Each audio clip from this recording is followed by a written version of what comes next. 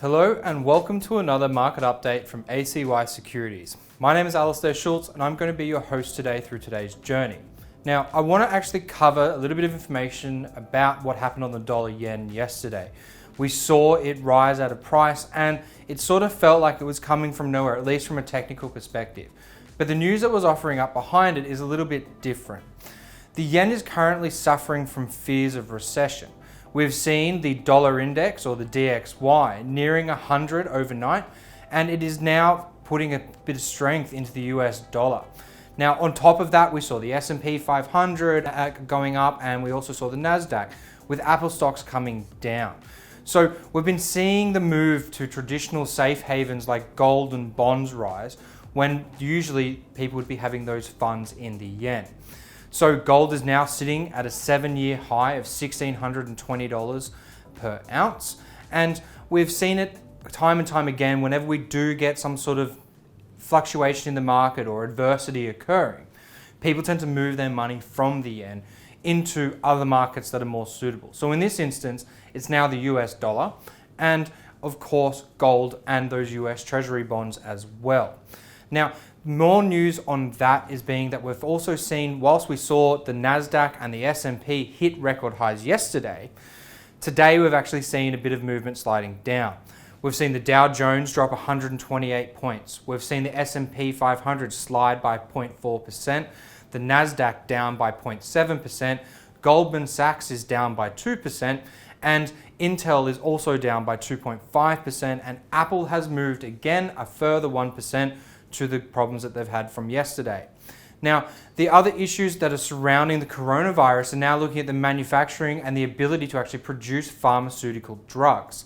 With 42 companies of manufacturing basing their pharmaceutical products out of China, we're likely going to see a little bit more turbulence around this.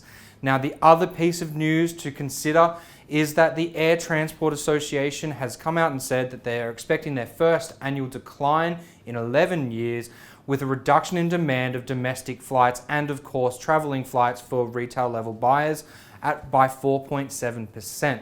So that is going to be interesting for us moving forward into the rest of the week. And of course, we're seeing a lot more people, especially with the adversity of coronavirus now being seen to have rising numbers of infected in South Korea.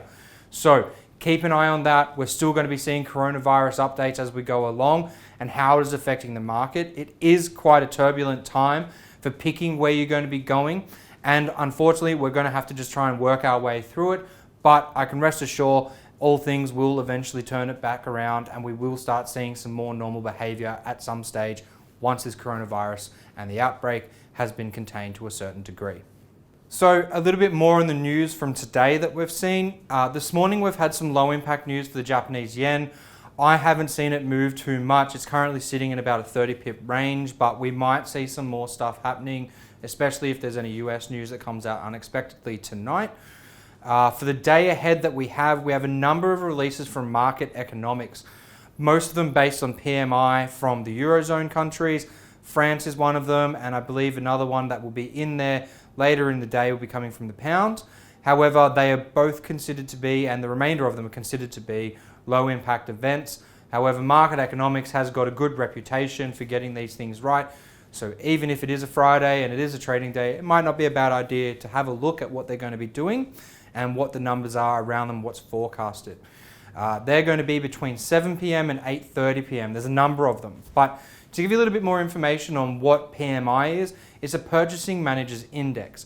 So what they usually do is they get a survey of approximately 750 to 1,000 purchasing managers, and they get them to rate their economic sentiment on what they see as the situation moving forward.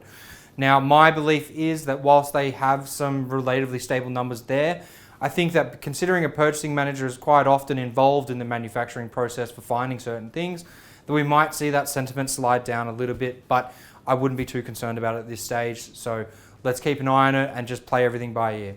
Anyways, that's all we have for today. Now, if you liked our content or you would like to ask me a question about some of the content, feel free to send me a message at talktoal@acy.com.